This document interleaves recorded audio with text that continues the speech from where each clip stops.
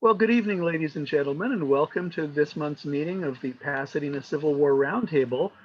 And I have some interesting news for you. The world of collectibles has not been quiet during the pandemic.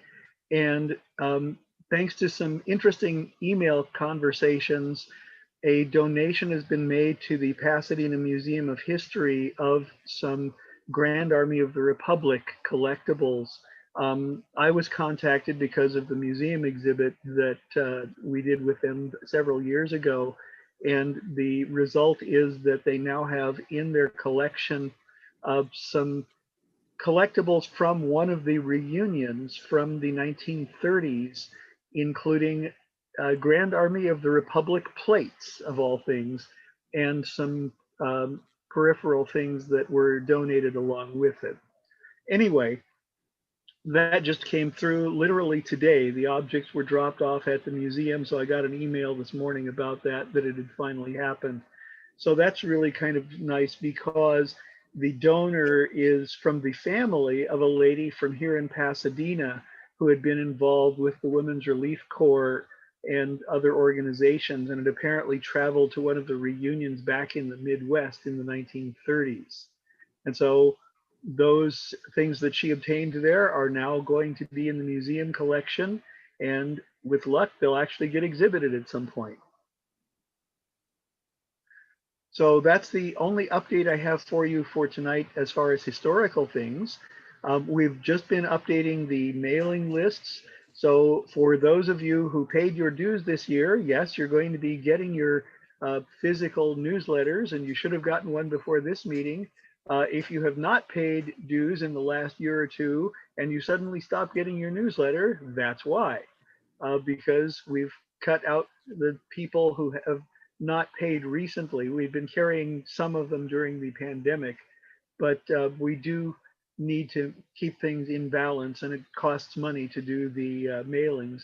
So if you stop getting your newsletter and you want to start getting it again, you can go ahead and go to the website and do a PayPal thing, or look back in the newsletters and emails we've been sending out and send a check. So I didn't see if Michael is here. Is Michael Odnino here in the audience, since he's our programs person? I'm not seeing him on the list. Well, he seems to not be here then. How dare he not be here? Anyway, I think we want to jump right into this evening's program, because this is a program that I have not seen at any of the roundtables I've attended over the years. And I think it's one worth examining because it has to do with what happened between the stuff we usually hear about, the things at Gettysburg and the campaign following, and the stuff that happened after Grant officially was the one kind of giving orders to Meade. So what happened in between, and what about that funny campaign that sort of happened but nobody talks about? And that's what this evening's speaker, Jeff Hunt, is going to be telling us about. So ladies and gentlemen, I'm going to hand it over to Jeff Hunt. All right. Good evening, everyone. It's really nice to be with you. I appreciate the invitation. It's the first time I've ever spoken to a roundtable out in California. Being here in Texas, I'm usually going toward the other coast, so this is a treat for me. And what we're going to talk about this evening is the Rappahannock Station campaign that took place during the first week of November of 1863. This is the story that I tell in the third book in a series that I've been writing dealing with the war in Virginia from the time that Lee retreats across the Potomac after Gettysburg through the end of campaigning in December of 1863. So that period after Gettysburg and before the arrival of Grant. And of course, during that period, the two armies did not go into hibernation. They were in fact quite active. Indeed, the Gettysburg campaign does not even end when Lee retreats across the Potomac. He falls back into the lower, which is of course the northern end of the Shenandoah Valley and waits there to see what Meade is going to do. Meade crosses the river a few days after Lee, but enters the Loudoun Valley to his east, so that you have a situation where the Blue Ridge Mountains and a flooded Shenandoah River are separating the Army of the Potomac and the Army of Northern Virginia. And for about 10 days, Lee and Meade both dealing with Gettysburg mauled armies, both dealing with conflicting and very limited intelligence, played a cat and mouse game across those mountains, with Meade wanting to trap Lee in the lower Shenandoah, where he might be destroyed, to accomplish on the south bank of the Potomac what he had not been able to accomplish on the north bank of the Potomac, and Lee wanting to get through the Blue Ridge Mountain passes back into central Virginia, where he could assume a blocking position between the Federals and Richmond along the upper Rappahannock River. There was a great deal of fighting, a great deal of marching, a fair amount of fighting in those 10 days, and Lee managed to achieve what he was after, at which point the Federals pivoted, moved back toward Warrenton, and it was along the banks of the upper Rappahannock on August 1st that the Gettysburg campaign officially comes to an end. Meade wanted to continue to press Lee at that point to see how far he would back up before he was willing to put up a fight, but suddenly Meade got orders to stop where he was, to send 9,200 troops north to help enforce the draft. Lee leaves his cavalry in Culpeper County, but takes his infantry below the Rapidan, and for the next month, the two armies recuperate from their Pennsylvania travails. And by the end of August, the beginning of September of 1863, both the Army of Northern Virginia and the Army of the Potomac are at Gettysburg strength level. So they recover from the Gettysburg campaign very quickly. Of course, things are going on elsewhere. The Federals have launched the campaigns that will take Knoxville and Chattanooga. That leads to the transfer of most of Longstreet's corps to Georgia and Tennessee. The Federals had been marking time on the upper Rappahannock, giving the Confederates the window to do this. In fact, Lee had wanted to launch an offensive against Meade rather than send Longstreet west. And at first, Jefferson Davis had granted permission to do that, but Knoxville fell before Lee could make the move. And so the decision was made to shift Longstreet to help Braxton Bragg. When word that the Confederates were sending Longstreet's troops to Tennessee reached federal headquarters in Washington, Meade was told to find out if those rumors were true. So he plunged into Culpeper County, leads to a very vicious cavalry battle on September 13th and 14th, the Battle of Culpeper Courthouse. And in that move, the Federals were able to confirm, yes, Longstreet was gone. And this leads Meade to occupy Culpeper County, which is a place that he does not want to be, because it is very vulnerable to a Confederate counteroffensive. And it also forces him to rely on the Orange and Alexandria Railroad as his supply line. That railroad runs for 50 miles back to the Potomac River. It runs purely through Confederate territory, through Mosby's Confederacy. And in order to keep that single track line running, Meade has to deploy an entire infantry division to guard the railroad line. And that really bothers Meade, because at this, before Longstreet left, the Army of Northern Virginia and the Army of the Potomac were almost of equal strength with one another. And Meade was very aware that the Union Army was getting smaller in every battle, but the casualties were getting larger in every battle. He suspected that in the next fight, the Confederates would ensconce themselves in earthworks. And Meade also doesn't have any faith in the draft. He knows that the 3-year enlistments are about to expire in the spring, and the 2-year men had all gone home. You can count on the 3-year men probably doing the same thing. And so, the Army of the Potomac is facing a real manpower problem, and Meade doesn't believe that the draft is going to solve that problem. And volunteering certainly has dried up. So he's very wary of fighting battles that will produce big casualties without producing decisive results. And so he has this big strategic debate with Lincoln and Halleck and Stanton about what the Army of the Potomac should do. And what Meade wants to do is cut loose of the Orange and Alexandria Railroad, find a different line of advance. But Halleck and Lincoln say, no, we don't see any point in that. You need to stick with the O&A, and your job is to go out and fight Lee. Wherever he is, go fight him with the aim of his destruction. And so that sounds very good, but obviously Meade has to find an actual field to fight on, and he can't envision one that does not give the Confederates a lot of advantages. Lee, of course, is going to take advantage of the fact that after the Battle of Chickamauga, the Federals transfer their 11th and 12th Corps to help redeem the situation created by that Confederate victory. Lee launches an offensive that comes to be known as the Bristow Station campaign. He outflanks the Federal Army, drives it out of Culpeper, and pushes it back to Centerville. So he transfers the front lines from the Rapidan almost to the Potomac. He had hoped to catch and destroy a slice of Meade's army, but Meade had retreated rapidly and had handled his troops very adroitly. Although there was a great deal of fighting this campaign, the major action was the battle at Bristow Station, where the Confederates under A.P. Hill had too precipitously attacked what they thought was the Union rear guard and had been shot to pieces by Federal troops hiding behind railroad embankment. And so the Bristow campaign had done a couple of things. It had not made Meade look very good. Lincoln and Halleck were very frustrated that Meade had not stood and fought when Lee came out from behind the Rapidan and had retreated.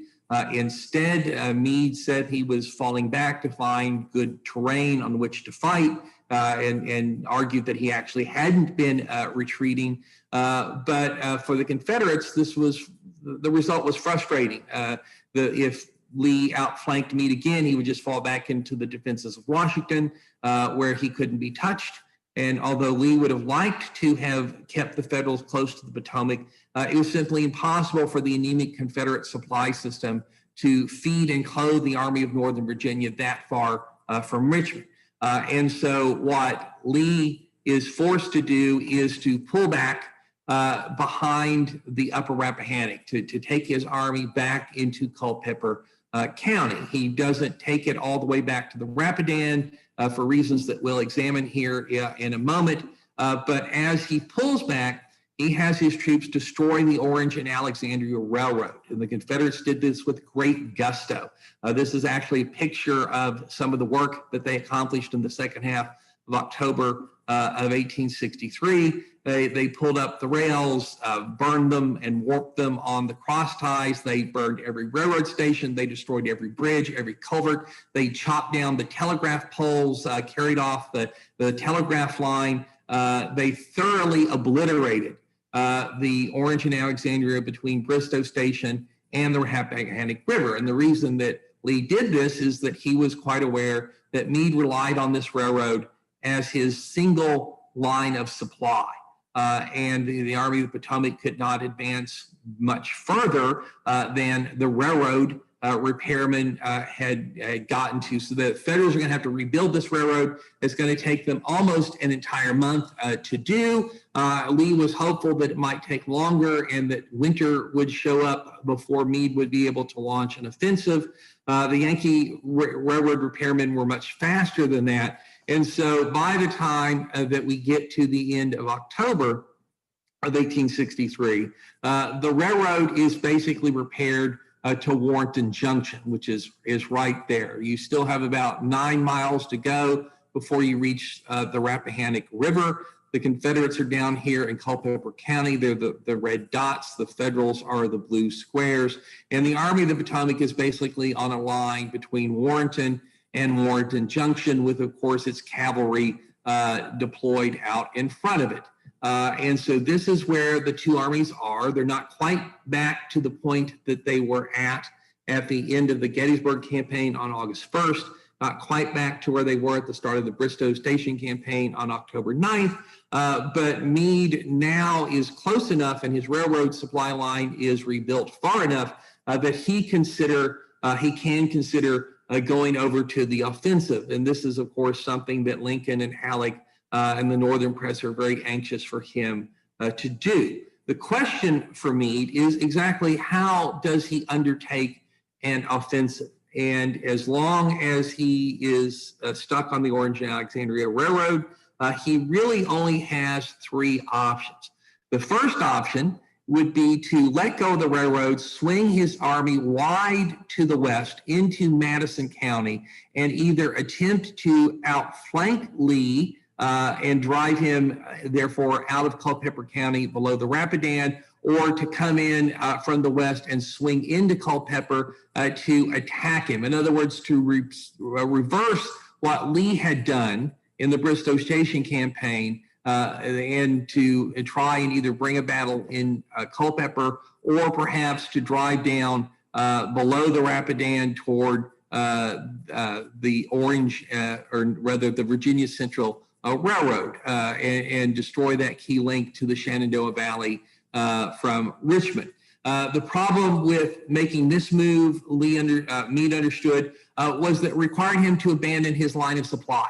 There was no railroad if he went in that direction. The Army couldn't live for very many days off of its wagon trains, which of course would be very slow moving. And so although this is an option, it's not a good option, and really not one that Meade seriously considers, which means that he's got really two serious options to think about. One of them would be to launch an attack directly across the upper Rappahannock. And his scouts are telling him that the Confederates have fortified the river line, especially Kelly's Ford, which is a major crossing. And the rebels have a bridgehead on the north bank of the Potomac at a place called Rappahannock Station, the point where the Orange and Alexandria Railroad used to cross the river, but the bridge there was burned by Meade when he retreated in mid-October, and it has not been rebuilt. That bridgehead is going to give Meade a lot of pause because he understands why Lee has put it there. It's a springboard for a counteroffensive. And if Meade is not careful, Lee could jump the river and launch a spoiling attack against the Army of the Potomac. And if Lee doesn't do that, then Meade would have to either attack or seal off the Rappahannock Station bridgehead while he attempted to cross the river at another place, such as Kelly's Ford, which would mean that half of his army would be having to watch this bridgehead while the other half entered Culpeper County and therefore became vulnerable to a mass Confederate counterattack. So Meade doesn't necessarily think that this is a very good idea. He doesn't want to fight his way across a river. He doesn't want to play Lee's game. And so his preferred strategy is to settle his army rapidly toward Fredericksburg. And if that looks like a familiar move to you, is because this is exactly the situation that you had in late October, early November of 1862. The Confederates are in Culpeper County under Lee. In 1862, Burnside, newly appointed commander of the Army of the Potomac, is basically in the exact same spot where Meade is. And Burnside had taken his army and slid it down toward Fredericksburg, making a very rapid march using the upper Rappahannock and the high ground along it to shield what he was doing. And if the pontoon bridges had arrived at Fredericksburg as he had anticipated, he would have stolen a march on Lee, got across the river, and forced the rebels to fight at a disadvantage or to retreat all the way to the North Anna River in order to shield Richmond. So mischance had caused that campaign to fail, but Meade sees it as a strategically viable move, not only because it offers the opportunity to avoid Lee's defenses along the upper Rappahannock, but because if he moves toward Fredericksburg, he can change his line of supply to Akia Landing, which is on the Potomac River downstream from Washington, D.C. And from Akia Landing to Fredericksburg is only 15 miles, and there's a railroad there, and 15 miles of railroad is a lot easier to guard than nearly 50 miles of railroad if you stay on the Orange and Alexandria. And that means that Meade does not have to waste 6,000 troops to guard it. That will increase his combat power, which of course is very important at a time when he thinks that the odds between him and the Confederates are as narrow as they have ever been. Now, in this, Meade is somewhat mistaken. Before Longstreet had gone west, Lee had about 72,000 men and Meade had about 88,000. In other words, the same strength basically that you had at the start of Gettysburg. But after Longstreet goes west, Lee is reduced to 55,000 men. And although the Federals send about 14,000 men in the 11th and the 12th Corps to help out at Chattanooga, their loss is basically counterbalanced by the fact that just as they leave at the end of September, the 9,200 troops who had gone north to enforce the draft return. So Meade's still at about 88,000, 90,000 men. Lee's been reduced to 55,000. But if you believe, as Meade does, that the Confederates will fight the next battle behind earthworks, Meade doesn't feel that he has enough infantry to successfully attack an entrenched Confederate army. And so he wants to have as much combat strength as he can. Not wasting men guarding the railroad is a way to do that. And even if he gets to Fredericksburg and crosses the river before Lee gets there, he doesn't really expect Lee to fight around Fredericksburg. Should that happen, the Confederates will fall back to the North Anna. But the big thing here is that Meade would have maneuvered the Confederates out of their upper Rappahannock and Rapidan lines without a fight. He would have put his army in a good position to launch the spring 1864 campaign. They would have done it without a battle, without the casualties that a battle would have entailed. So Meade believes that this is his best strategy.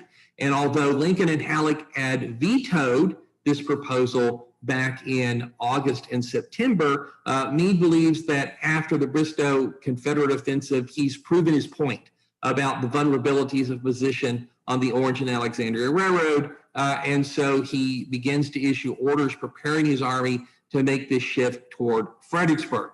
And while the Federals are laying their plans, Robert E. Lee and the Army of Northern Virginia are sitting here in Culpeper County, and they have a decision to make, or rather Lee has a decision to make.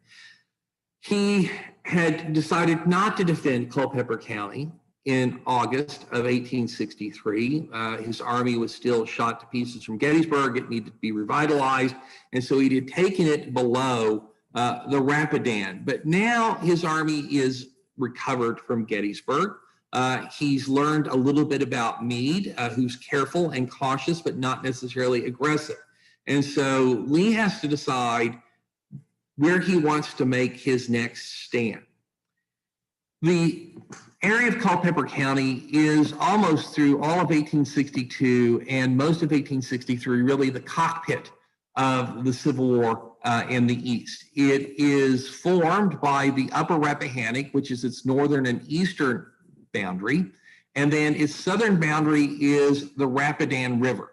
The sort of diminutive Robinson River makes up most of its western border, but if you look at it on a map, these two rivers, the Upper Rappahannock and the Rapidan, sort of form a sideways V, whose mouth opens toward Madison County and a series of ridges that march upward ultimately to the Blue Ridge Mountains and the Shenandoah Valley. So I refer to this area as the Culpeper V. Culpeper County sits right in the middle, and the Orange and Alexandria Railroad comes down to Culpeper, and then it turns due south to cross the river at Rapidan Station and then go through Orange Courthouse and down on to Gordonsville, where it makes a connection with the Virginia Central, which links the Shenandoah Valley to the Richmond, Fredericksburg, and Potomac, which of course goes down to the Confederate capital. Culpeper was not really good defensive terrain. The distance between Rappahannock Station and Rapidan Station, if one followed the railroad, is only 23 miles. The closer you get to the apex of the V, the less space there is. And although there are plenty of fords along both of these rivers, there were only bridges at Rapidan Station and Rappahannock Station, at least before that bridge was burned. And the problem with fords, of course, is that they disappear if there's a lot of rain. The Rapidan and the Upper Rappahannock are not particularly wide, about 30, 40 yards. They're not especially deep, but they do flood very quickly after even a modest reign. And if an army fights a battle inside the Culpeper V and it loses that fight, it's not going to be able to retreat very far before it finds itself having to cross a river and use fords that, if the weather turns against you, suddenly are not there. This is why Lee had decided not to make a stand there in August. It is why Meade decided not to make a stand there in October. Another difficulty with the Culpeper V is that although this is a very beautiful part of Virginia, sort of rolling terrain, forest here and there, you've got a couple of mountains that jut up to as much as 1,000 feet that pop up from the surrounding countryside, Cedar and Pony and Clarks and Stonehouse Mountain and Thoroughfare Mountains over here. It's beautiful. But there isn't good defensive terrain. There's no place where you can really anchor both flanks of a battle line, which means that any attempt to form a line and make a fight in Culpeper is going to leave at least one of your flanks up in the air. We all know what happens when you leave a flank up in the air. If we remember the battle of Chancellorsville, it doesn't work out well for you in all likelihood. And then an additional difficulty for Culpeper is that although it's a great jumping off point for Confederates who want to march toward the passes in the Blue Ridge Mountains to get into the Shenandoah Valley and invade the north, from a defensive standpoint, the ground north of the Upper Rappahannock and south of the Rapidan is higher, generally speaking, than the ground on the south bank of the Upper Rappahannock or the north bank of the Rapidan. In other words, Culpeper's kind of a bowl.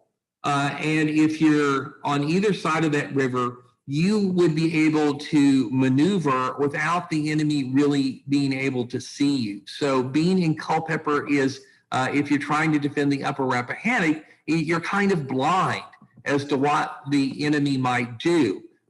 So it would be much easier, of course, to defend the Rapidan line because the high ground is on the south bank of the river where the Confederates would be, whereas trying to hold the Upper Rappahannock puts the high ground on the Federal side of the river and creates all sorts of complications. So these are the realities that Lee had to deal with. He was very familiar with those. He's been here many times before during the war. And so what are his options? Well, his first option is to do what he did in August and take his army below the Rapidan, take advantage of the high ground south of the river. But there are some problems with this. One, he would be surrendering all of the ground that he had gained in the Bristow campaign. He would be putting the Federals 25 miles closer to either the Orange or rather the Virginia Central Railroad and Richmond. He doesn't like either one of those ideas. But the greater difficulty is that even if he spreads his army out for a distance of 25 miles along the Rapidan and to guard as many forts as he can't guard all of them. And the easternmost fords would still be open and available for a Federal thrust. And all that Lee could do if the Federals crossed the river there would be to dash his troops down the Orange Turnpike and the Orange Plank Road to try and hit them as quickly as possible and arrest their advance southward. And if he couldn't get that done in time, he would have to abandon the Rapidan and race down to Spotsylvania County and try and block further Federal advance. If that sounds familiar to you, this is what's going to happen in the Mine Run campaign. And of course, it's what's going to happen in the Wilderness campaign. And so the problem with the Rapidan is it puts Lee in a reactive stance. He has to wait to see what the enemy's going to do. And he has to hope that weather and intelligence doesn't slow him down. And so that's not really a very attractive idea. He would rather stay in Culpeper. From Culpeper, he's got something akin to interior lines. If Meade tried to move through Madison County, Lee could very easily intercept him. If he stays in Culpeper and he's still there in the next spring, his army's in a jump-off position for another invasion of the North. But the great danger in staying in Culpeper would be the Federals doing this thing that Meade actually wants to do, the thing that Burnside had done the previous fall, and that is to rapidly race toward Fredericksburg using the high ground on the north bank of the Upper Rappahannock to shield his movement from the Federals. And Burnside had pulled that off in November of 1862, Lee has learned from that. And so this is the reason that he's built a fortified bridgehead at Rappahannock Station, because from there he could do several things. If Meade tries to attack him in Culpeper, the Federals will have to divide their army. They'll have to send at least half of it to deal with that bridgehead, either to contain it or to attack and destroy it. The other half of the Federal Army would cross at Kelly's Ford. It's the best crossing place. There's high ground on the north bank that completely dominates the south bank. The Federals could get across there very easily. But this is exactly what Lee would want them to do, because if half the army enters the Culpeper V and he keeps the other half, oops, sorry, that wasn't supposed to happen. He keeps the other half stuck in front of Rappahannock Station with minimal force, he could throw the entire A and V against whatever portion of Meade's army crosses at Kelly's Ford. He could counterattack and he could destroy it. If Meade doesn't guard Rappahannock Station adequately and tries to go to Fredericksburg, then Lee could attack out of it and get between the Federals and Washington, D.C. And we know that this is something that Lincoln and Halleck would never countenance, and Meade would have to turn around and attack the rebels who would be standing between him and his capital. And so this stand along the upper Rappahannock looks pretty good to Lee, but the thing that makes it possible is that bridgehead at Rappahannock Station. And Meade recognizes this. Meade understands this, and he doesn't want to play the game that Lee wants him to play. He thinks that he can make this rapid shift toward Fredericksburg quickly enough that it will negate Lee's plan. And so, confident that he's going to get permission to do that, he begins to issue orders for the movement. He sends word to Washington, this is my plan, and he is immediately told your plan is disapproved. Lincoln and Halleck make it very clear.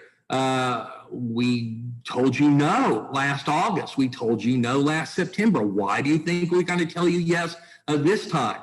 Going to Fredericksburg is merely transferring your difficulties from one spot to another. Your job is to go out and fight Lee, wherever he is, to fight him with the aim of his destruction. That will be no easier around Fredericksburg than it will be around Culpeper Courthouse.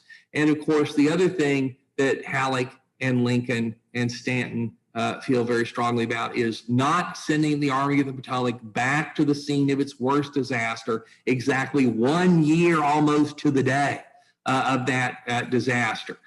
This would look like an admission of strategic bankruptcy. It hadn't worked when Burnside tried it. There's no reason to think that it's going to work if Meade tries it. And so he is told no. And this really angers Meade. He writes a very unhappy letter to his wife, Margaret, who is a real confidant of his. And he's basically saying, everybody wants me to attack. I'm under all this pressure to do something, but nobody will give me definitive orders. Nobody will give me specific guidance except go fight the rebels. And I now come up with what I think is the best plan, a doable plan, and a smart plan, a militarily logical plan, and it is disapproved. It's disapproved. And Meade, on several occasions in the fall of 1863, is constantly telling his wife and his aides, I wish the government would relieve me. If they don't like the way I'm commanding, they ought to replace me. And I want to be replaced. And he makes that offer several times to Lincoln and Halleck. If you're not happy, then go ahead and relieve me. They won't do it.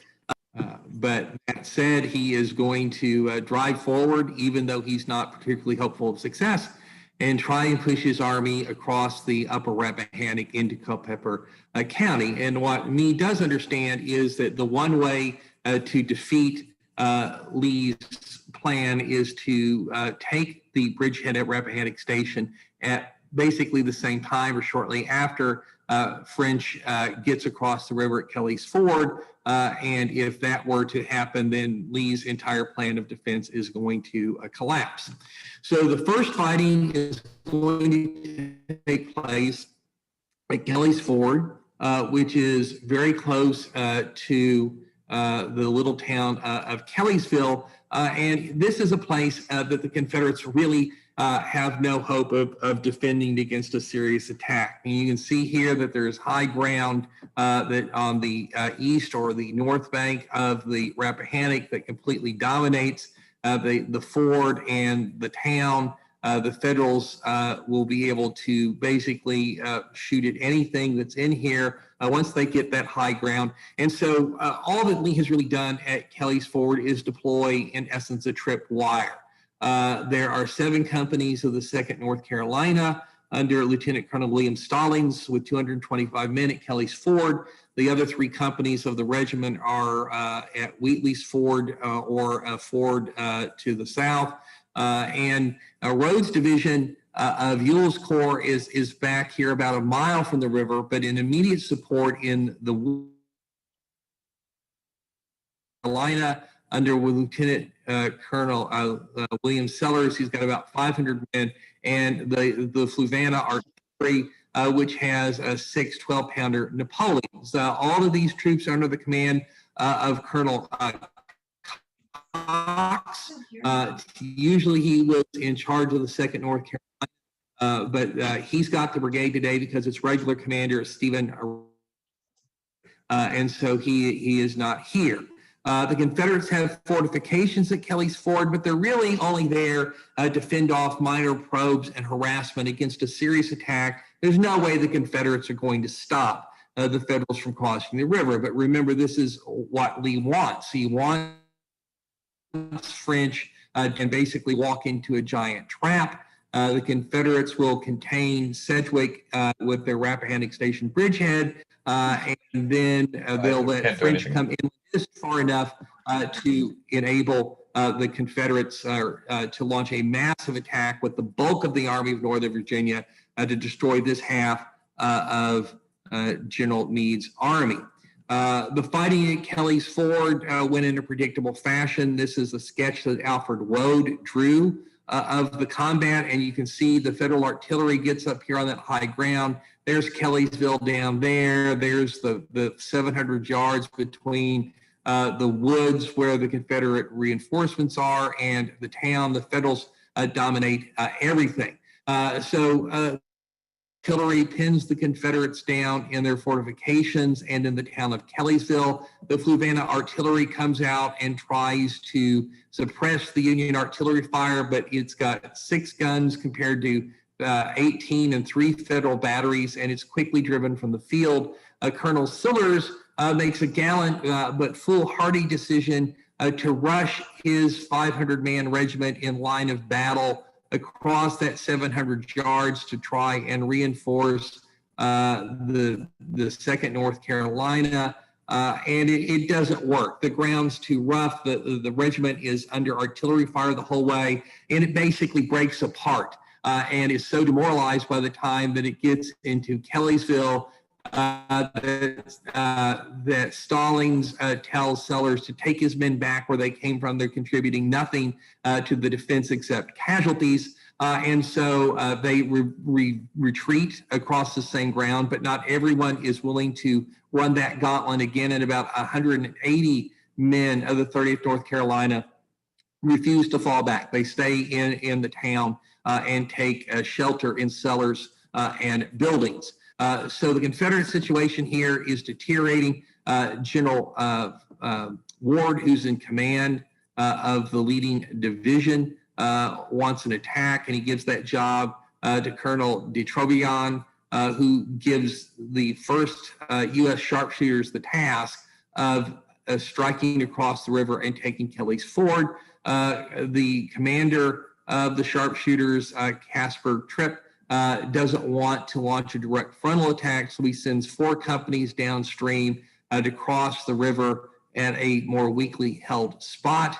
And although there are Confederates over here and they inflict some casualties, these 4 companies manage to get across, and then they move to strike the flank of the Confederate fortifications while the main body of the 1st sharpshooters plunges across the ford. That's what it looked like. Alfred Woad, who was there, drew this. There was some vicious hand-to-hand combat at the ford, but the Federals managed to take it, and then they turned toward Kellysville at which point Colonel Stallings recognized he had done everything he could do, and he pulled his troops back to the woods. And so the Federals have Kelly's Ford. It was expected that this would happen.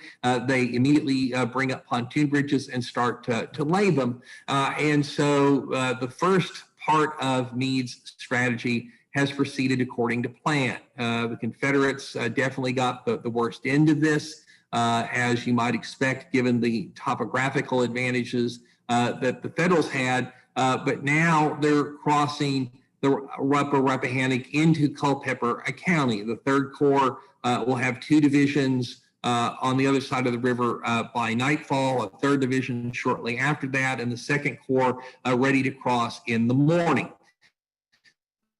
Of course, all this does is make those troops vulnerable to a massive Confederate counterattack unless the Yankees can crush the Rappahannock Station bridgehead. Now, this whole part of the river from Kellysville to Rappahannock Station is under the control of the Confederate Second Corps under General Dick Ewell. And the key part here is the fortifications at Rappahannock Station. And this gives you some idea of the terrain that we're looking at. This is that railroad bridge, 500 foot long, that used to span the river at Rappahannock Station. That's been burned. But this high ground right here, that's going to host the Confederate defenses. Most of them are going to be on the west side of the Orange and Alexandria, but some of them are going to be on the east side. And here are 2 photographs taken in August of 1862 that show the area that we're looking at. This one is from the north. There are the tracks of the Orange and Alexandria, which, remember, has been destroyed by the point that we're talking about. And it's looking south toward the river. And that tree line right there is where the Rappahannock is. Here we are on the south bank of the river looking north. There's the bridge that's been burned. And this tree line you see here is actually a large hill where the Federals are going to start part of their movement against Rappahannock Station. So east of the railroad, the ground is pretty flat for a considerable distance.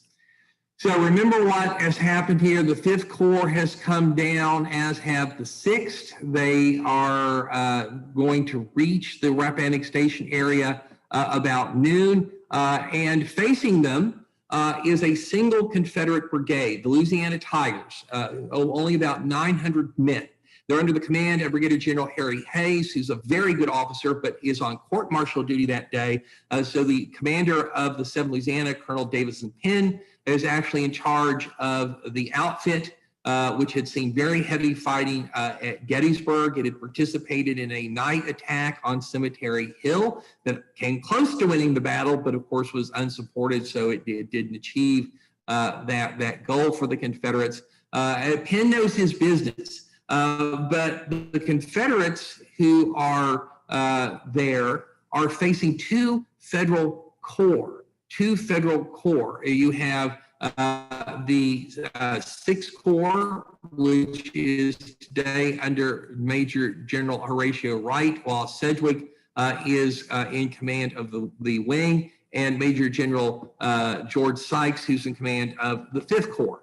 And the Confederates are deployed for observation, not defense. 900 men is not enough troops to actually man all the fortifications at Rappahannock Station. And so the Confederates have the 9th Louisiana and the 4 guns of Louisiana Guard artillery actually in the fortifications.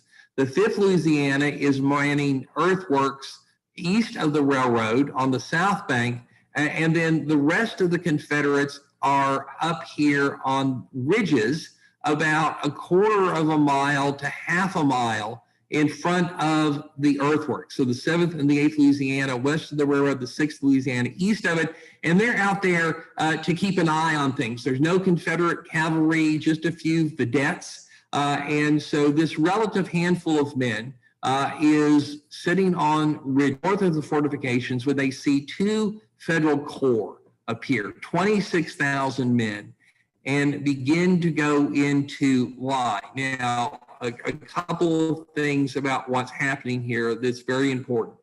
First off, if Sedgwick had attacked immediately, if he'd even sent a single division forward as soon as he had one in line of battle, the Louisiana Tigers under Penn would have had to abandon the bridgehead. They simply could not have stood up to any serious federal push whatsoever. And so Sedgwick here is missing a golden opportunity to deal with the Rappahannock Station bridgehead. The Federals are moving in the way that Lee is expected, but they have caught him by surprise. And so the Confederate Army is somewhat off balance. And Sedgwick's decision to be very cautious in the face of these Confederate earthworks, which are rumored to be very strong.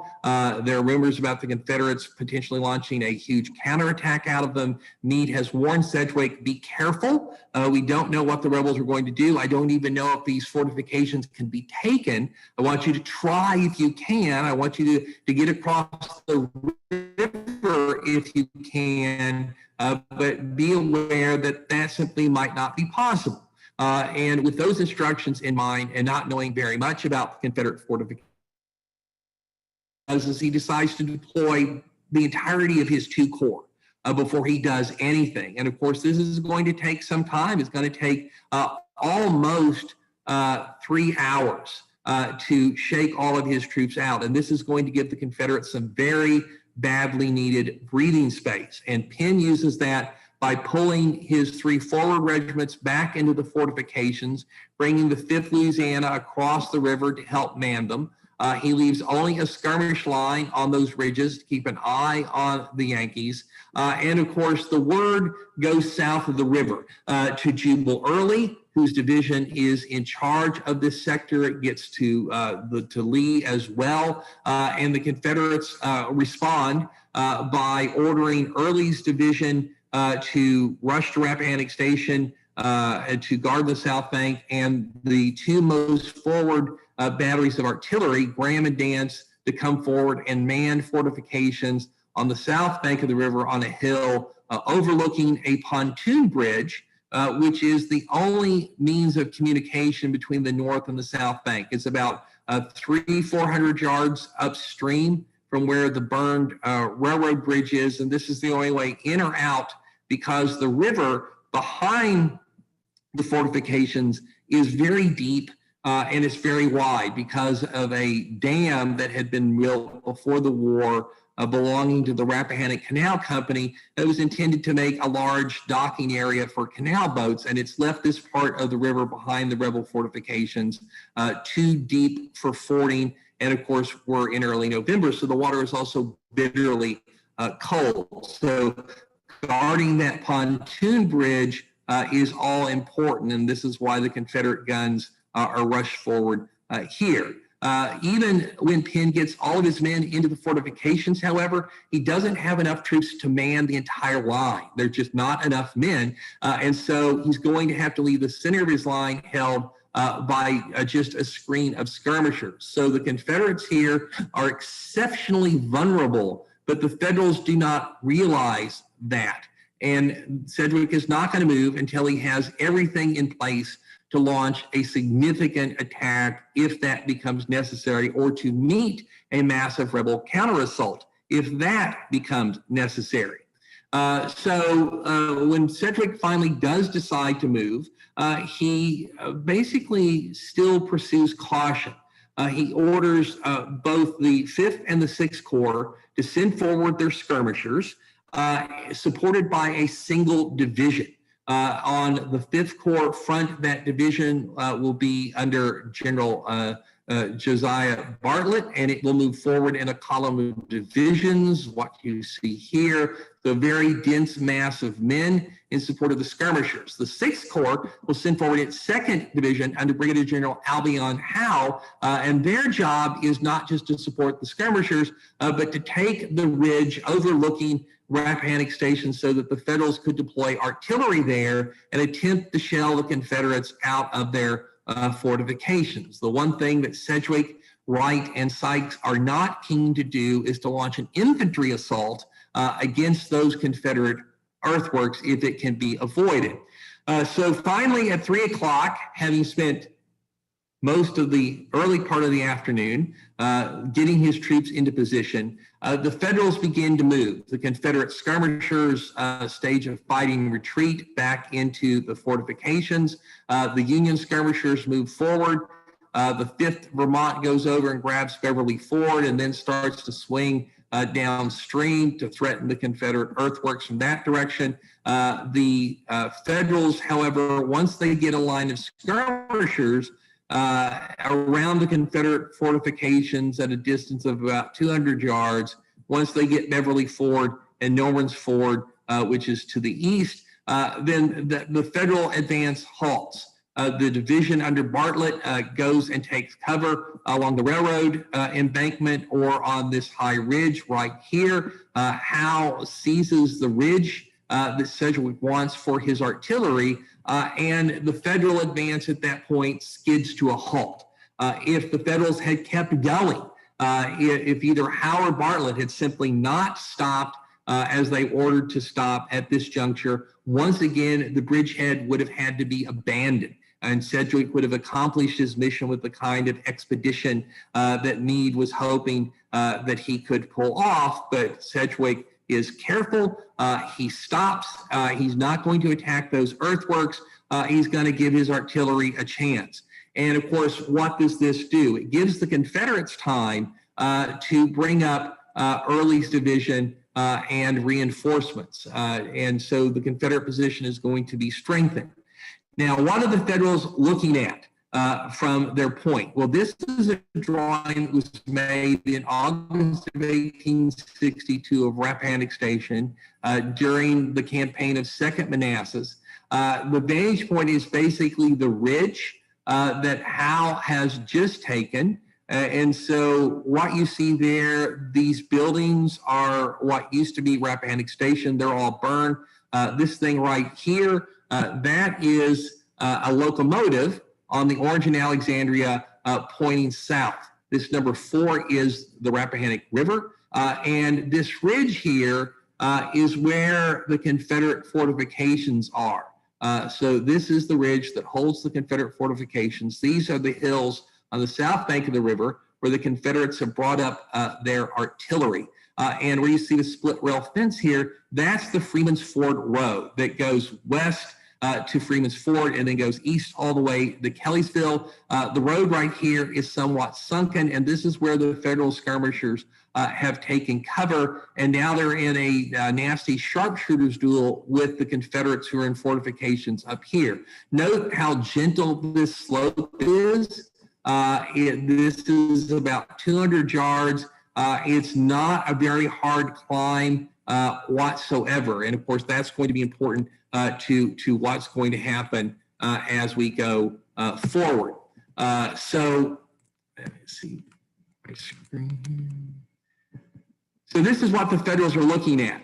What are the Confederate fortifications like in front of them? And here we have one of the mysteries that has always hovered around the Battle of Rappahannock Station. Most of the maps that you see published in books that touch on this fight show just a big semicircle of Confederate works. It turns out that is very inaccurate. I was fortunate enough to find 2 maps drawn by participants or observers of the battle immediately after the fight that give us a good idea of what the Confederate fortifications look like.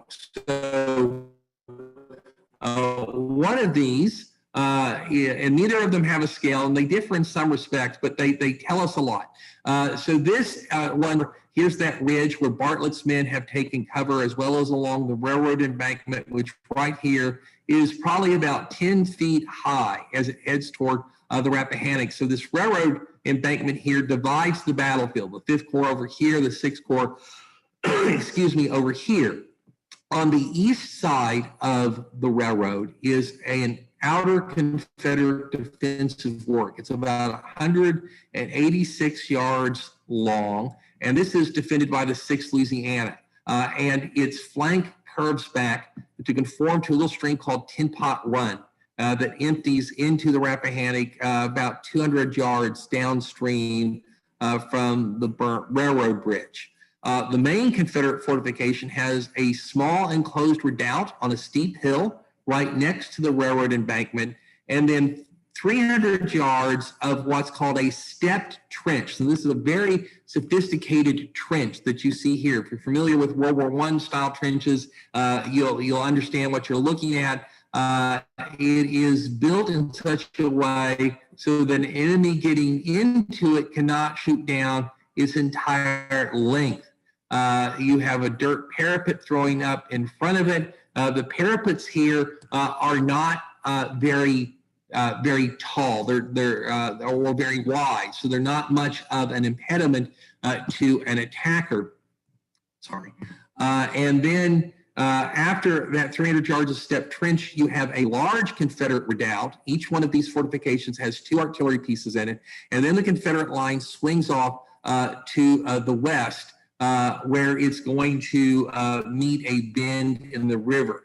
Now, this map gives a little bit better view of the Confederate fortifications. It doesn't have the work controlled by the 6th Louisiana over here, but you can see there's your enclosed fort with 2 guns, your 300 yards of trench, your big redoubt, and then the Confederate line zigzags into the river, which is, of course, how a military man would build it, so you can create enfilading fire against attack. There is the pontoon bridge. There are the hills where the Confederates have put their South Bank guns. And then this very important feature right here, it's going to matter a lot. The whole idea of this bridgehead, remember, is so that if Lee needs to, he can move troops out of it to attack the Federals who are going to be trying to go to Fredericksburg. So he has to be able to use a road that comes up from the pontoon bridge. And what you see here is, let me zoom in on that for you here. So what you see right here is where that road passes through the fortifications. And this breaks up the Confederate trench line. And to defend it, they built 2 outer works to cover the gaps. And so if you've ever had to zigzag through a checkpoint to enter a military installation or something, you're kind of familiar with the design here. And the idea is that these troops can fire through the gaps of these outer works, but those outer works are very exposed to enemy attack. This is the weakest part of the Confederate line right here, and that is going to matter a very great deal. And then down here, this is the ridge that Howe's just taken, where the Federals are going to put their artillery. So that gives us some idea of what the Confederate fortifications look like. There was no abatis out in front of them. There were no defensive ditches. General Early thought that the fortifications were completely inadequate. General Ewell disagreed. And even Lee, who admitted that they were slight, thought that they were good enough to do the job that needed to be done, which was basically to bluff the Federals, to stall them and to make them divide their army and keeping one half of it in front of these fortifications so that the half that crossed the river at Kelly's Ford would be vulnerable to attack. The Confederates, of course, don't have enough troops on hand right at the moment to man those works. And so as the first of Early's reinforcing brigades show up, he sends them into the earthworks. So the first brigade to arrive is Hoax Brigade. Hoke is not with them, nor is one of his regiments, the 21st North Carolina. They've gone home to round up deserters. So today, a Virginian by the name of Colonel Archibald Godwin is in command of the brigade, which has 3 regiments. 2 of them, the 6th and 57th North Carolina, had taken part in that evening assault at Cemetery Hill on July 2nd. The 3rd Regiment, the 54th North Carolina, with 580 men, wasn't at Gettysburg. It was guarding Federal prisoners taken at Winchester as Lee marched north. So it is the only Confederate regiment who is in the earthworks who did not take part in that night assault. One thing all of these Confederate regiments have in common, however, is that they are well aware that two entire federal corps are in front of them. And the Louisianans, of course, had seen the Federals deploy early in the day. They've spread that word to the units that had not been forward deployed, that they share that word with Hoax Brigade as it double quicks into the earthworks across the pontoon bridge. And this has a psychological effect on the Confederates, who recognize that they are out on a limb. They are on the wrong side of the river. They are facing an enormous body of Federals. If the Yankees throw all of that weight against them, there's no way they're going to be able to hold their line. And it would make sense for the Federals, of course, to just send wave after wave after wave of troops to overwhelm the bridgehead's defenders. These men are veterans. They're hard fighters. They've got good officers. They are, of course, very conscious of the possibilities of a night attack. They're not going to be surprised, but they're also not going to sell their lives for no purpose. And they know that there will be no reinforcements really that can get to them across the pontoon bridge if the Federals start to attack. And so their morale has been undermined. They are not going to be able to shake off knowing how massively they are outnumbered and how poorly they are positioned. And this is going to matter when we get to the fight. Here's the situation by 5 o'clock. The Federals have brought up their artillery on both sides of the river. They are trying to shell the Confederates into retreat. That's not going to work. The Confederate artillery is firing back, but this artillery duel is not necessarily going to accomplish very much, if anything. You can see that line of Federal skirmishers along the riverbank. The Confederates are sealed in, and when Godwin's brigade came double quicking up into the bridgehead, General Sedgwick had ordered Wright to bring the rest of his corps up to reinforce General Howe to meet a Confederate offensive if they should launch one. Of course, the Confederates aren't thinking about this at all. They are purely in a defensive stance. So Early has sent Godwin into the bridgehead to reinforce Hayes, who's showed back up. He's been released from court-martial duty, so he's there to take command of his troops. Pegram's brigade is being held in reserve about a mile south of the bridgehead, but it sent its 31st Virginia forward to man trenches on the south bank. Gordon's brigade has been sent to man trenches that dominate Norman's Ford to the east, and Lee has ordered Anderson's division of A.P. Hill's corps to come forward, and it has sent Posey's brigade to man fortifications that would oppose any Federal attempt to cross the river at Beverly Ford. So the Federals have been shelling the Confederate fortifications at this point for almost an hour to no real effect. You're about 30 minutes from darkness. The sun is already beginning to set. Sedgwick is aware of Meade's plan. He knows that French is probably already across the river and therefore is walking into the trap that Lee wants to spring on him. Sedgwick's orders are to take the Rappahannock Station fortifications if practicable. Well, Sedgwick doesn't seem to think it's practicable. And he pretty much has concluded that he thinks he can get the Confederates out of the river come morning, but he's unlikely to do anything before nightfall. And of course, what does that mean? It means that Lee's gambit to divide the Union armies is working.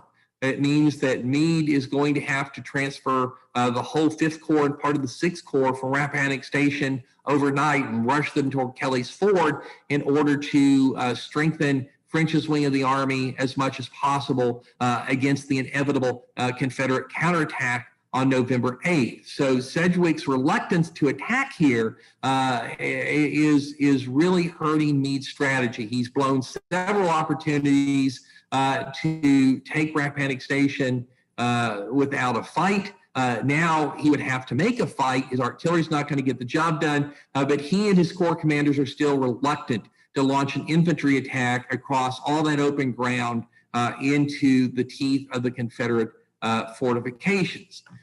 This is what the Confederate bridgehead looks like at 5 o'clock. So you can see the deployment of the rebel troops, the 7th and 5th Louisiana on the left from Hoax Brigade, then Hoax Brigade in the center. The 8th Louisiana is manning that broken up portion of the defenses where the road crosses through, and it's got troops around the large redoubt.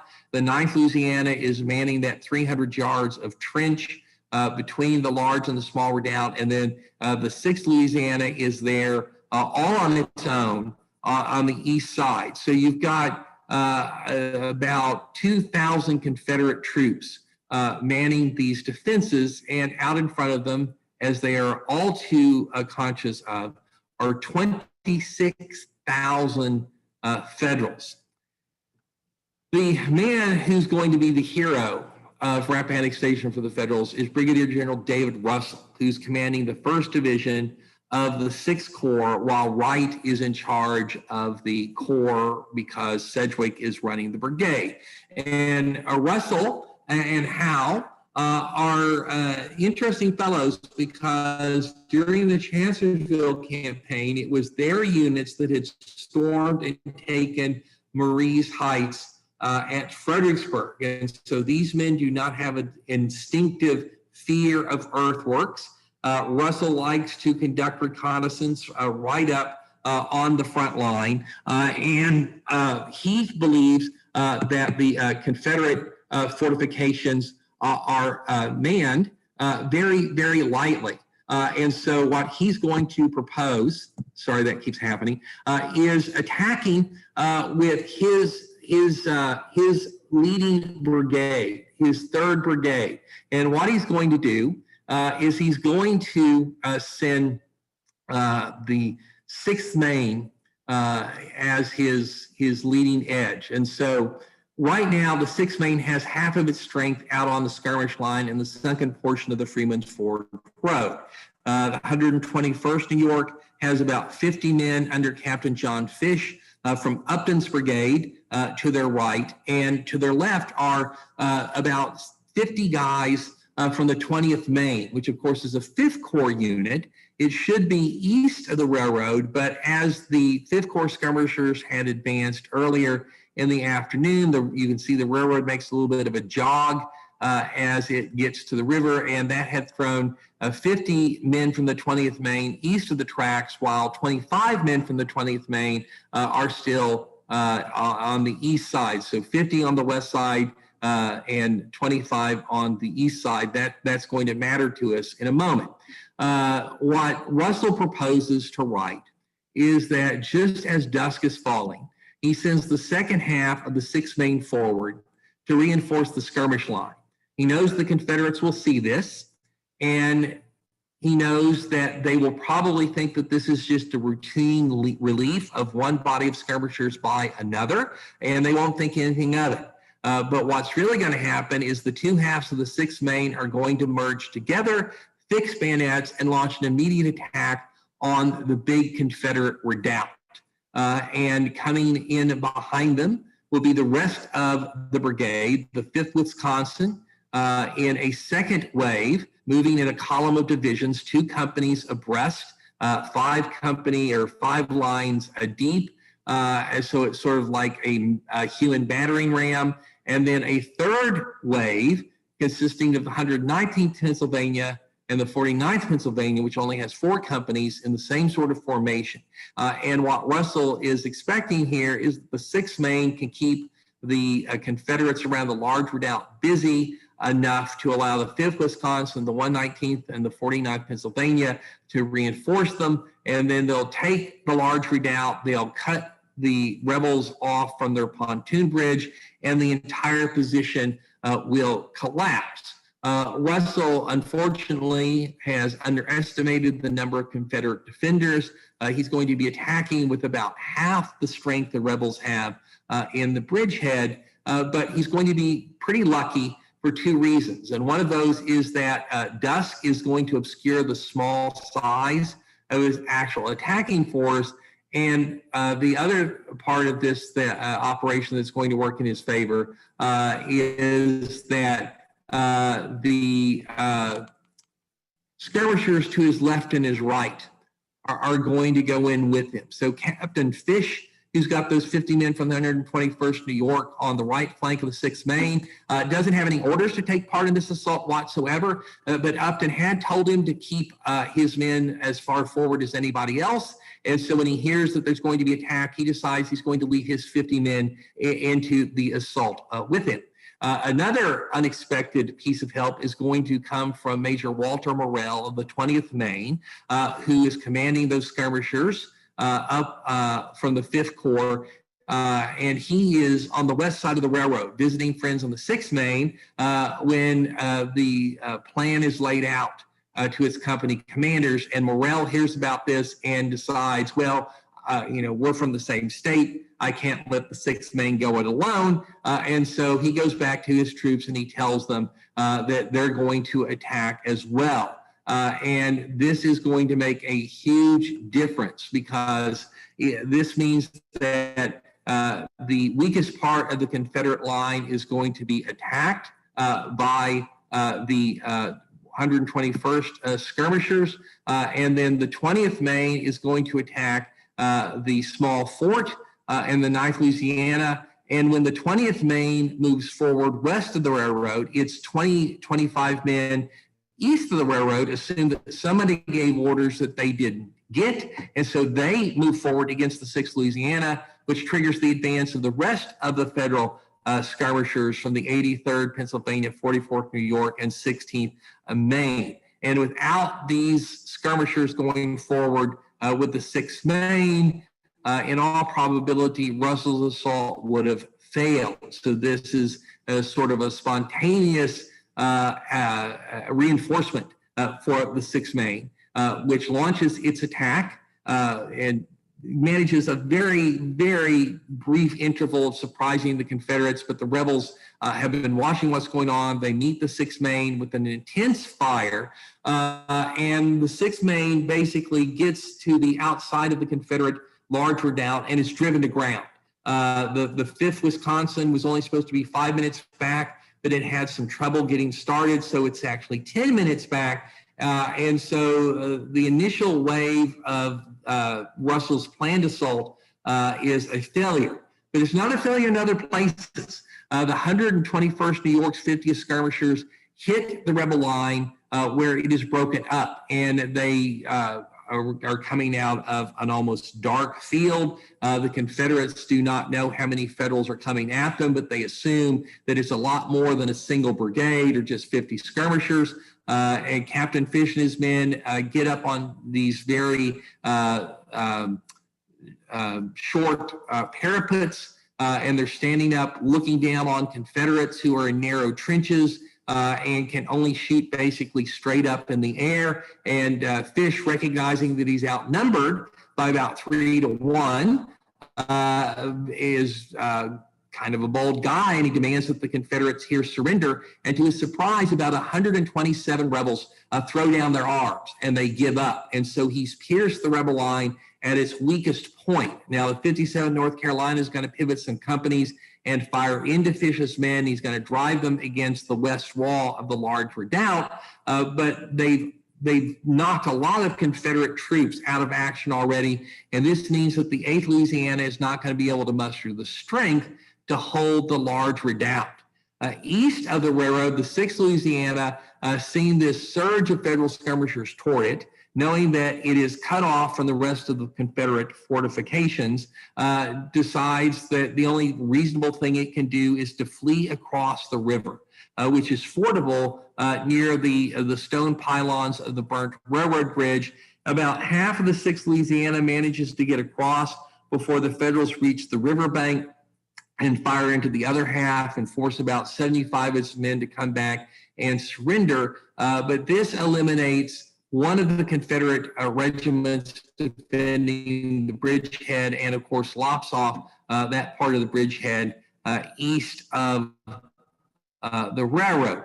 As the 6th Maine makes a second attempt to get into the redoubt, and this brings on a little bout of hand-to-hand fighting. The Federals, the 5th Wisconsin, are rushing forward to reinforce them. Now, Edwin Forbes was on hand to see this battle, and he drew a great sketch of it. And so what you see here is the action east of the railroad.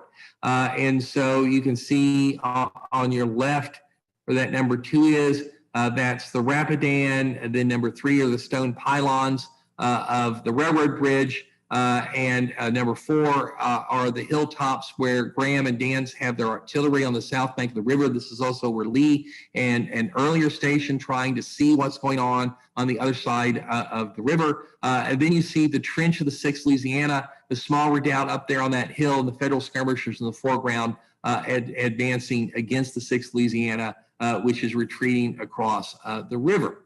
On the other side of the battle, you can see there on the left center is the small redoubt, then the trench line that leads to the large redoubt, which is where that blob of people are, that flag on the horizon. That number 5 is the 5th Wisconsin, which is finally arriving and sending one wing to reinforce the 6th Maine in the fight for the large redoubt, and the other wing to reinforce the 20th Maine skirmishers attacking the stepped trench between the 2 positions. The fight for the large redoubt is very vicious. There's a lot of hand-to-hand combat, but when the 5th Wisconsin gets there, its weight of numbers allows the Federals to prevail. The troops from the 8th and 9th Louisiana abandon their trenches. The 2 sets of Confederate guns are captured by the Yankees, and the 8th and 9th Louisiana drift back toward the pontoon bridge. They have no desire to be left on this side of the river where they're going to be captured. There are these waves and waves and waves of Federals coming, and in the darkness, they don't know that there really aren't that many Federals coming, but remember, they'd seen this huge display of force by Sedgwick early in the day, so they make the natural assumption that the Yankees are going to be sending division after division after division against them. And so the large redoubt, the small fort, and the trench connecting them has been lost. The 119th and 49th Pennsylvania show up to sort of consolidate these gains, and the Confederate bridgehead has been fatally wounded.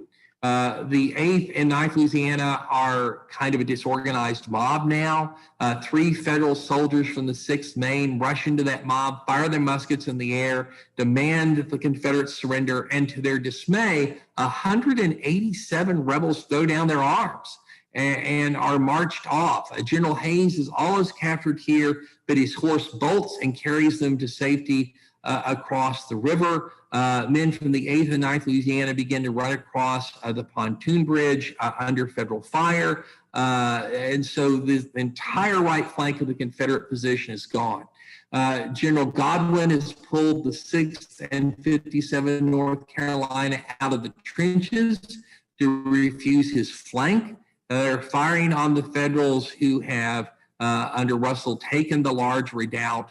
The 54th North Carolina has had to spread itself out to try and hold at least some of the space that had been abandoned by the 6th and 57th when they refused the flank.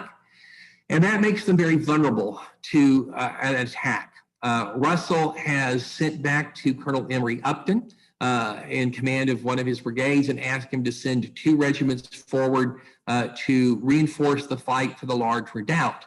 Upton is very eager to take part in this, but as he gets near the battlefield, Russell intercepts him and says, look, we've already got the large redoubt. I don't need you there, but I need you to silence rebel fire coming from one of the salients in the enemy line. And so Upton very adroitly shifts his troops to the southwest, deploys them from their column of division into the line of battle, taking advantage of a naturally occurring ditch for some cover, and then he orders them to rely upon the bayonet and to charge the rebel works. The Confederates open fire on Upton's men as they come out of the ditch, but it's dark. It's really hard to see. The Confederates shoot too high. Only a dozen or so of Upton's men are hit. And as soon as the Federals reach the Confederate trenches, this part of the 54th North Carolina collapses. Once more, they believe that wave after wave after wave of Federals are coming at them, that their situation is basically hopeless. They're victims of poorly built trenches. The Federals are up there on these parapets pointing their muskets down at rebels who can, because these trenches are narrow, not really effectively shoot at the Federals who are threatening them. They can't get up and they run away. And so this half of the 54th North Carolina surrenders. It loses its flag. And Upton recognizes that he's had this very easy success, which he ought to exploit. So he sends word to Russell that he's going to continue the attack.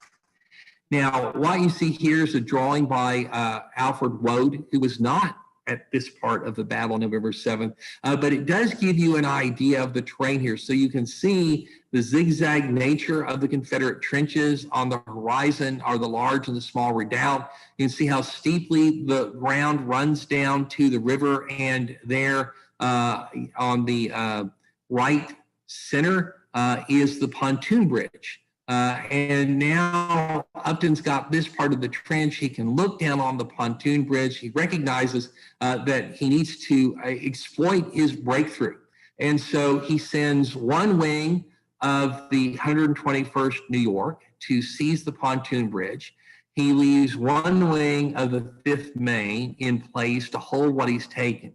Then he pulls the other wings of both regiments outside the Confederate lines. This is a very astute move on his part. He pulls them out of the Confederate lines, reorganizes them into line of battle, tells them the right face to form a column of march, and then he double quicks them across the front of the Confederate fortifications, but downslope enough where the rebels can't really see him in the dark, and they can't shoot at him very effectively. And when the rear of his line gets adjacent to rebel manned trenches, this is the second half of the 54th North Carolina, he orders his men to move by the left flank, which throws them into line of battle.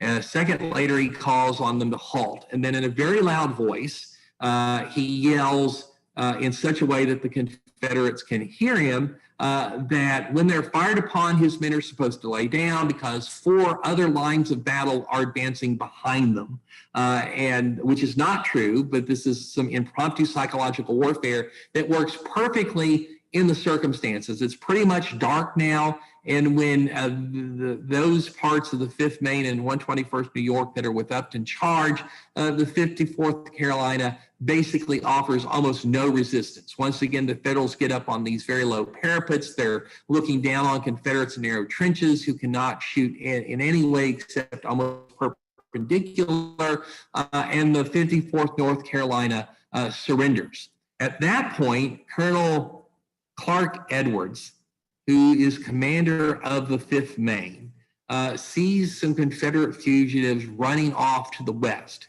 and he wants to catch these guys. So he takes 12 of his own men, and he goes chasing after them.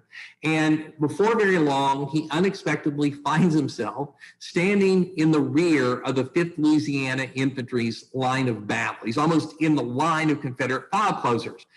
And he realizes that he's gotten himself into very bad trouble. And the only way out of it is to bluff. So he very boldly demands to know who's in command of this part of the Confederate line. And hearing that, Captain John Angell, who's in charge of the 125 men in the 5th Louisiana, turns around and says, well, I'm in command here. And Edwards identifies himself and he says, I want you to surrender. And Angell is completely surprised that the 7th and the 5th Louisiana have been skirmishing with the Federals to their front.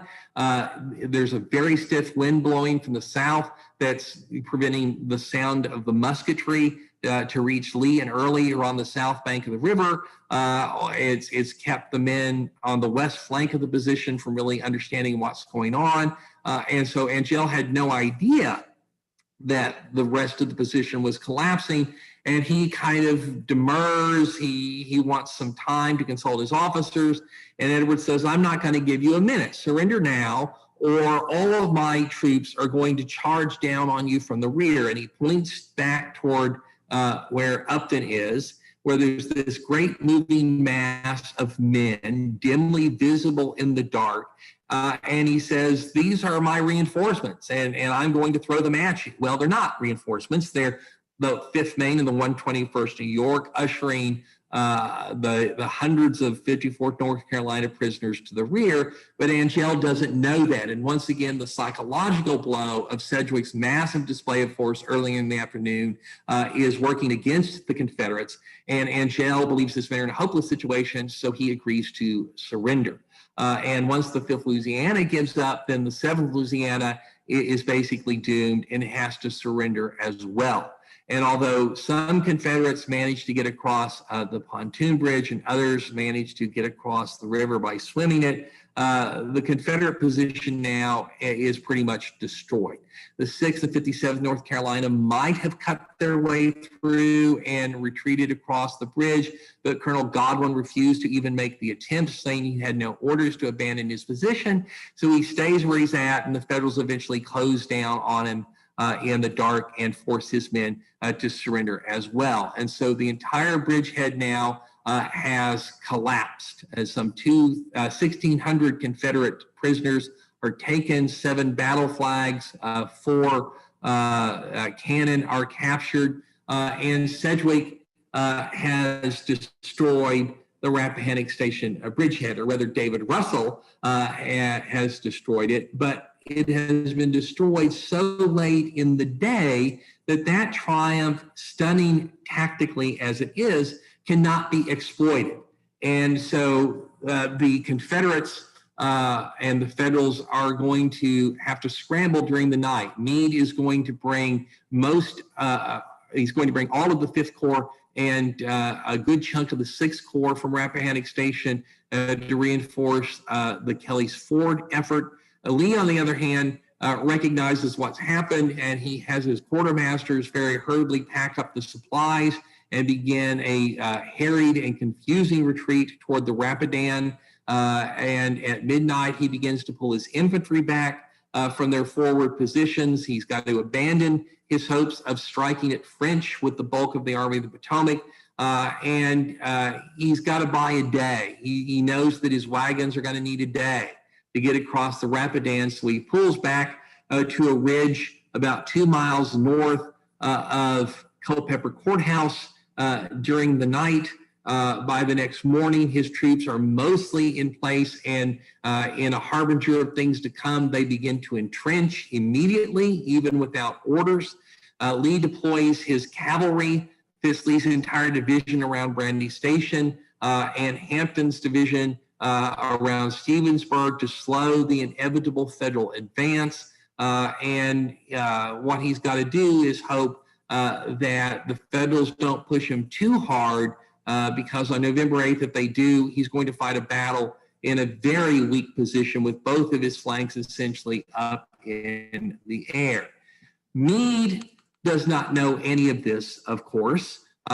He thinks that if the rebels make a stand, they will make the stand around Brandy Station. It's hard to understand why he believes that. He's operated in this area. He knows that Brandy Station is not an especially strong defensive position. But since Sedgwick had taken Rappahannock Station so late in the day, Meade has to concentrate all of his efforts on the night of November 7th and the morning of November 8th in uniting his army.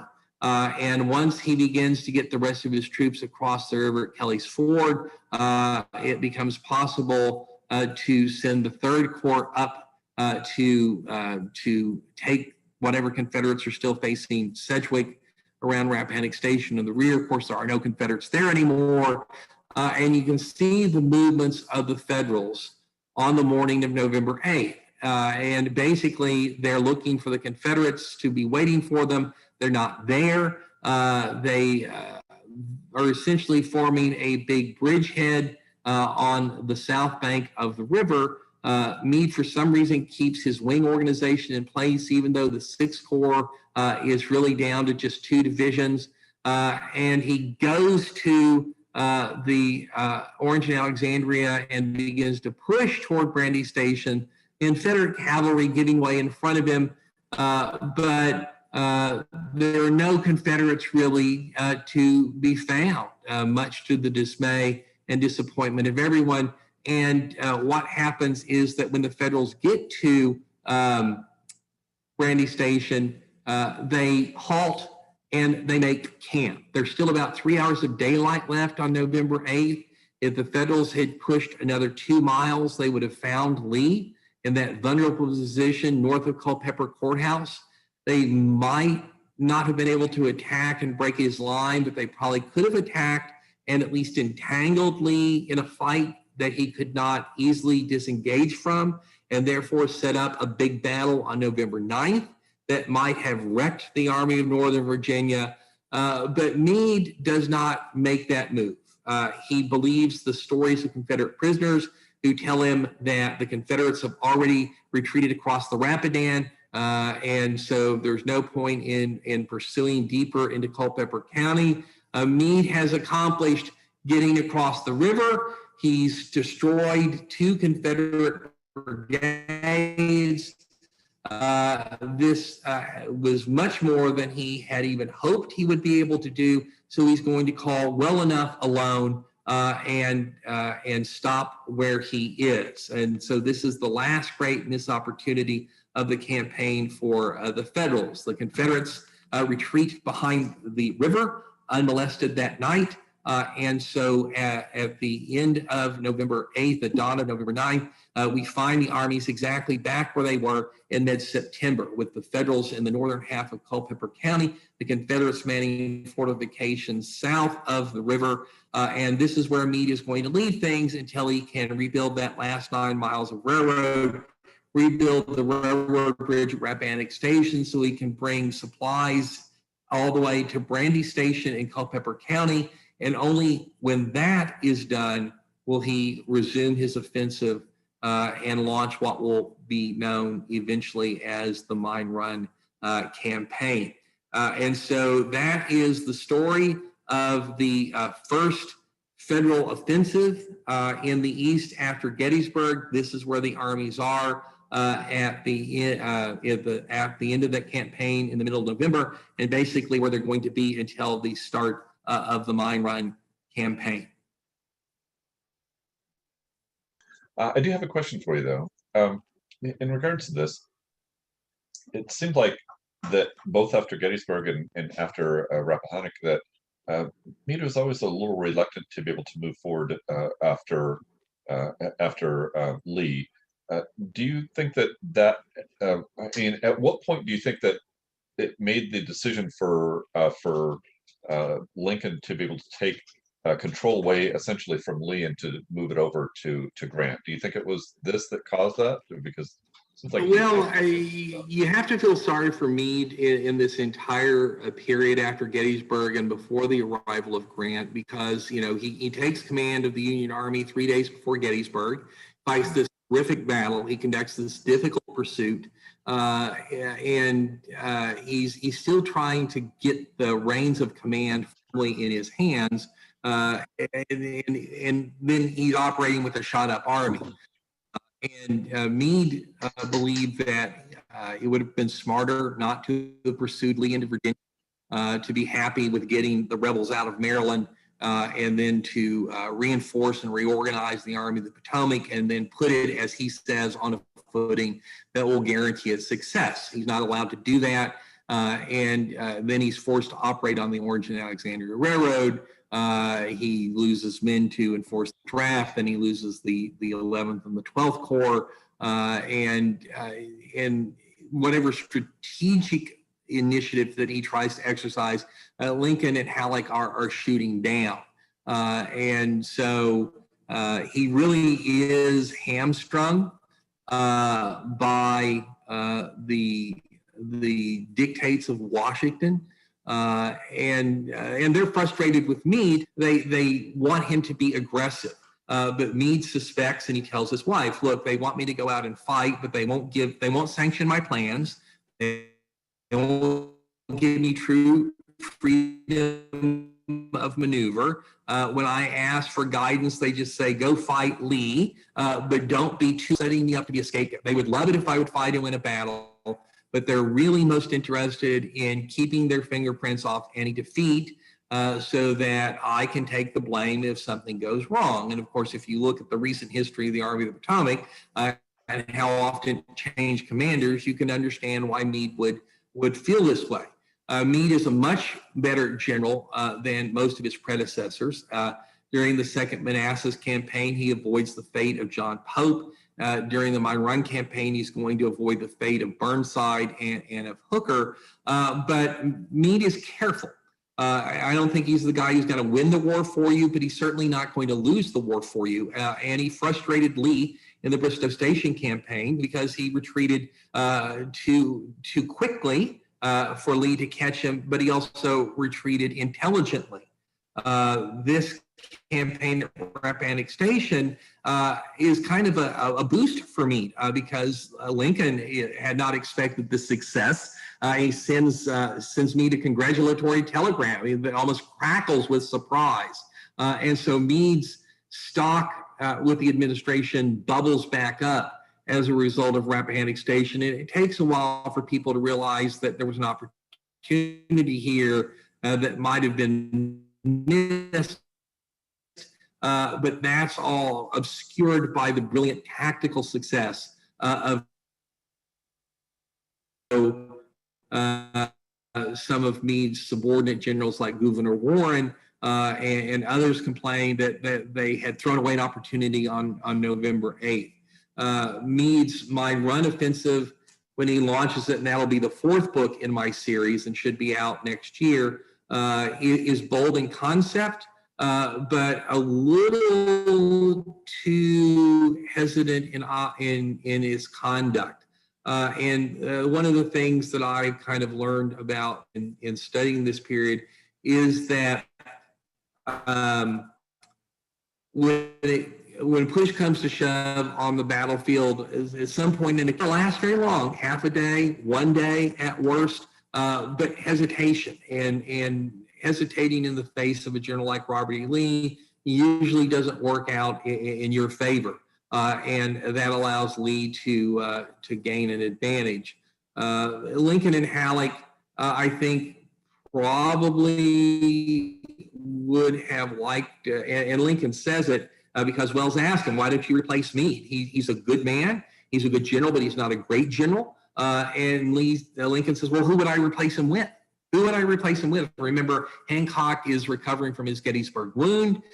Watt Reynolds is dead. What other corps commander in the Army of the Potomac is really up to the job? And Sedgwick is the one that everybody talks about, and he would be the ranking major general. But nothing in Sedgwick's career as a corps commander really recommends him to lead an army. He had been slow at Chancellorsville. He missed his opportunities there. He missed his opportunities here at Rappahannock Station. And so what would have happened? Halleck is very impressed with Meade's Gettysburg victory.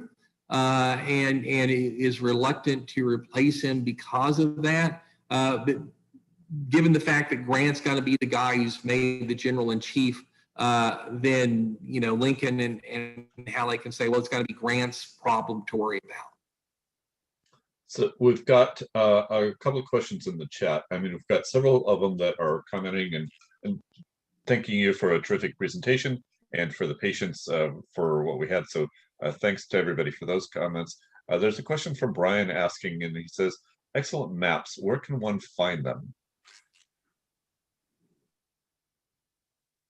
Prisoners, they were taken back behind the ridges from which the Federals had launched their assault and basically held there overnight. They would eventually be put on the railroads and sent north.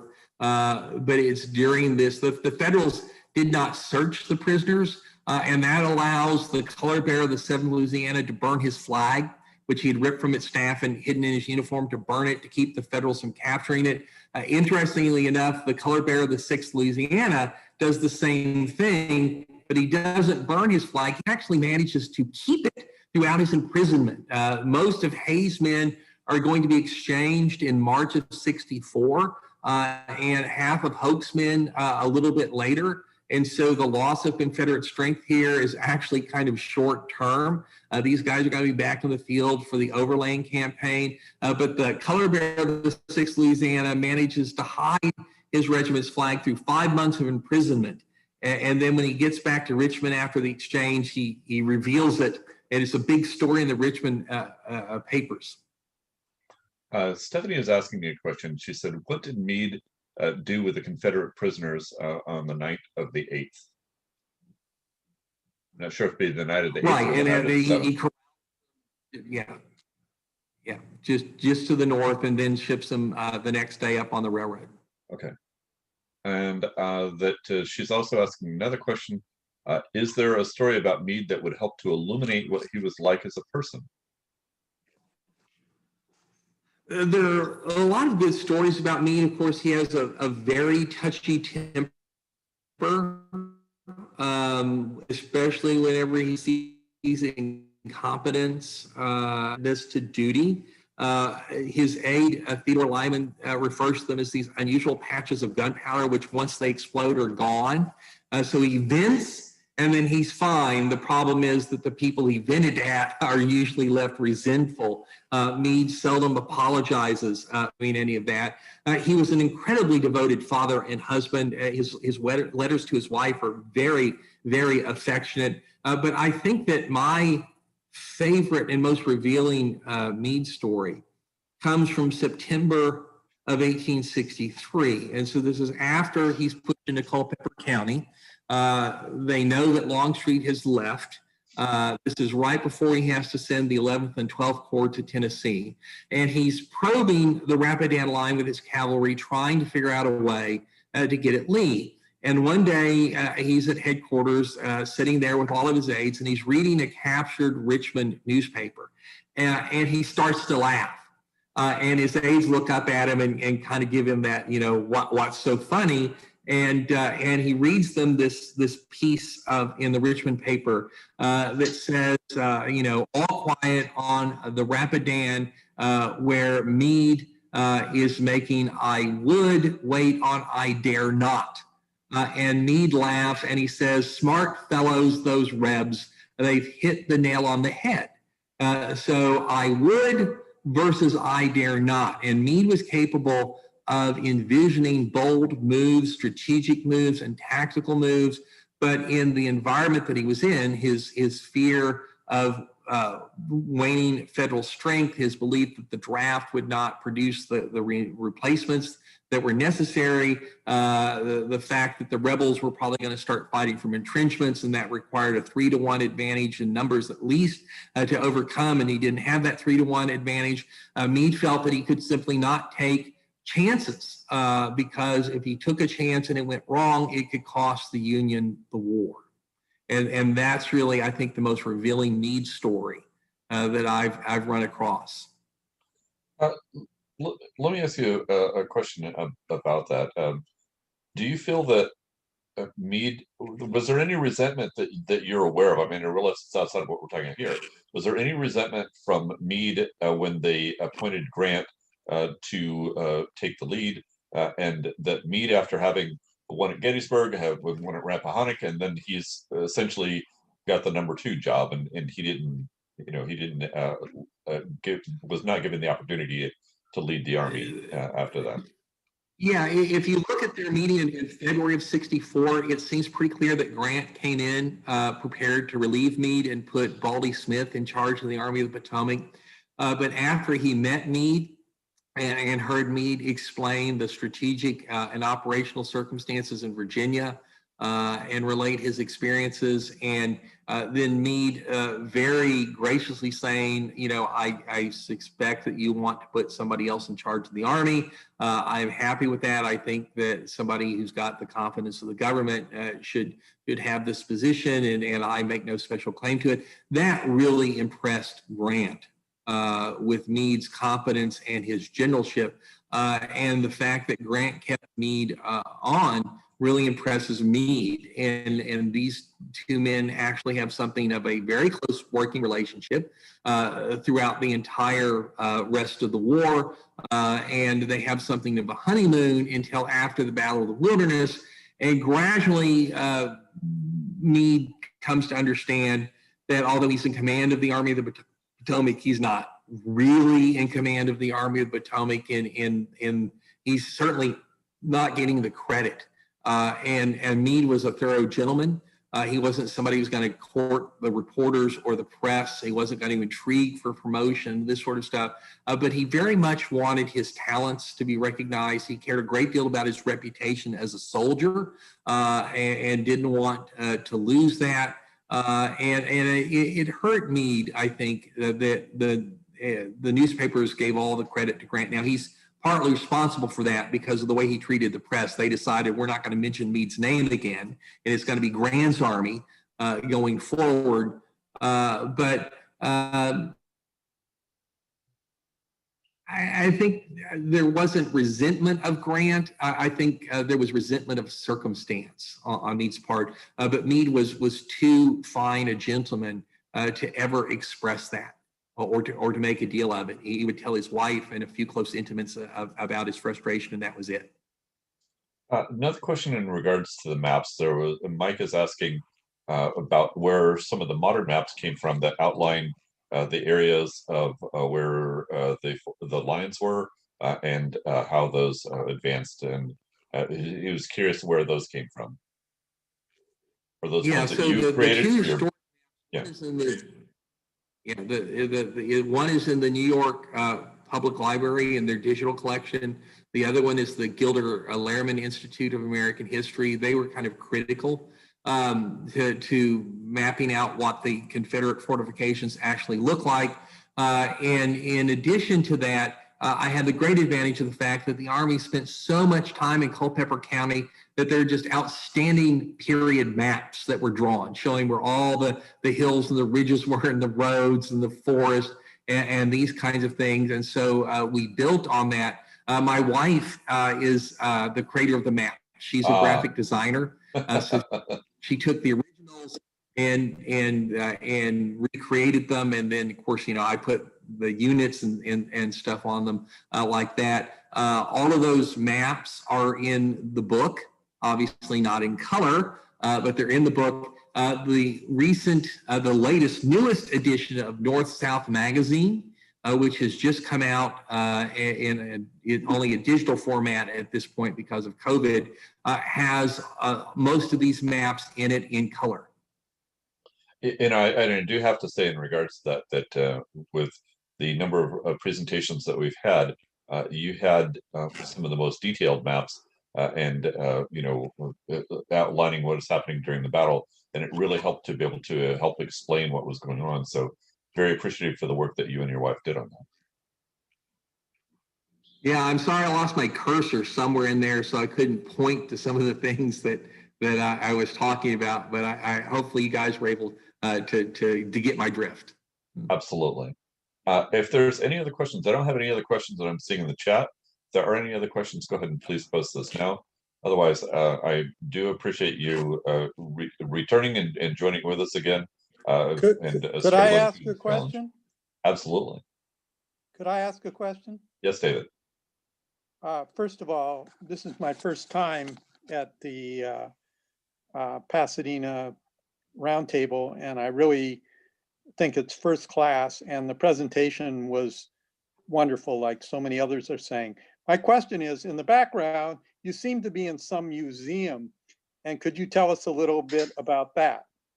Yes, I am the director of the Texas Military Forces Museum, which is the official museum of the Texas National Guard. We're located at Camp Mabry in Austin, so right in the middle of the state. It's a 45,000 square foot museum that tells the story of the volunteer and militia units of Texas in the 19th century, starting with the first militia muster in Stephen Austin's colony in 1823, and going on into the present. And of course, after the National Guard's created in 1903, We talk about the Texas Army and Air National Guard, as well as the Texas State Guard. And so what you see behind me is part of our exhibit on the war between the states, wherein, of course, we focus on the role of Texas units in the conflict. But they were pretty much everywhere, which means we have to tell a very big story. Thank you. You're welcome. If you're ever down this way, the museum's free and open to the public, Tuesday through Sunday from 10 to 4. And if you want, you can go to our website, texasmilitaryforcesmuseum.org, and we have virtual tours. So you don't have to get to Austin from California to take a look around. And can you tell us also where your books are available? Savas Beatty has a discount code that y'all can use to purchase books from them. And they are, of course, available at Barnes & Noble and Amazon and that kind of thing. If anyone would like a signed copy of the book, I'm able to do that for you. And David can send out my email address. And so just email me. We can talk about method of payment and what books you want and that sort of thing. I'm happy to do that. Well, Jeff, I know that it's late for you there. Thank you so much again for your participation in this, and that it was a terrific presentation, and very much look forward to seeing some of your books soon. Thank you very much. It was my pleasure.